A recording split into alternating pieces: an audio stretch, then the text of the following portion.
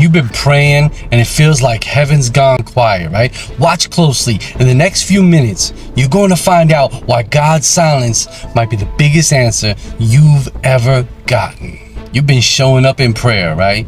You've been pouring your heart out. You've been reading your Bible, trying to stay faithful, and yet no clear answer, no open door, no feeling in your spirit that tells you you're on the right track. It feels like you're talking to the ceiling. And every day that passes without a word from God makes you wonder, is he even listening, right? And listen, before you click away, I need you to hear this. In the next few minutes, I'm going to tell you about 3 specific reasons God might be silent in your life. And when you hear the third one, you might realize he's been answering you all along, just in a way you didn't recognize. Here's the truth most people don't want to hear.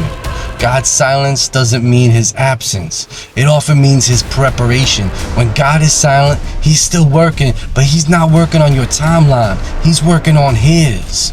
Think about Joseph in prison. Years went by, right? No explanation, no clear reason, and yet in that silence, God was aligning a chain of events that would take Joseph from the pit to the palace in a single day.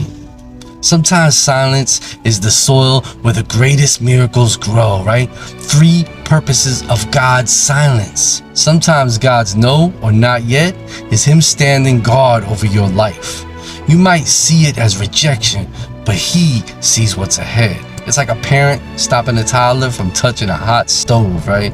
The child doesn't understand. They feel denied, but the parent knows it will burn them.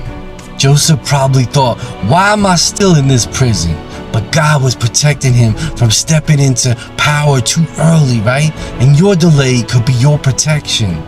Every blessing comes from with a weight, right?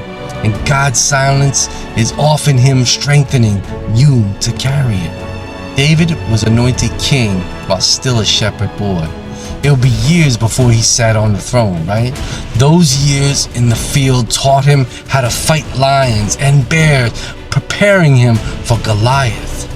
In your silence, God may be teaching you patience, humility, and endurance. If he gave it to you too soon, it could crush you.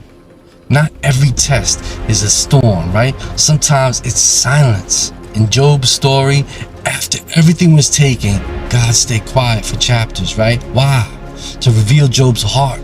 Would he still trust God without blessings? Silence asks one question. Do you want God, or do you just want what he can give you? God's silence isn't punishment. It's purpose. And if you could survive the silence, you'll be ready for the sound of his voice when it finally breaks through.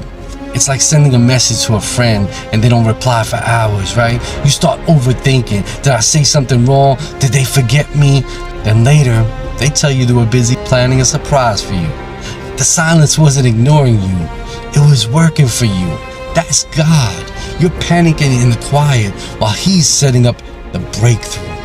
Isaiah 30:15 says, in quietness and trust is your strength. See, silence is an invitation, not a rejection. An invitation to trust deeper, to worship without proof, to love him without needing an immediate yes. Faith is built in the stillness. You're in that season.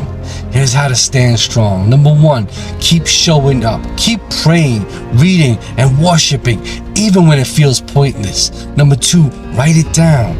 Journal your prayers. Later, you'll see his fingerprints all over your story. Number 3, serve others, right? Don't get so focused on your silence that you miss someone else's need, right? Number 4, stop overthinking. You don't need to figure out God. You need to follow him. Silence is not the absence of God. It's the presence of God in a different form. If you could worship in the waiting, if you could trust in the quiet, if you could hold on without the answer, then when God speaks, you won't just thank him for the answer. You'll thank him for the silence that made you strong enough to receive it. Don't mistake God's silence for his absence. The same God who seems quiet right now is moving mountains in your favor. If this message spoke to you today, subscribe so we can walk through this next one together, all right? Love y'all. Peace.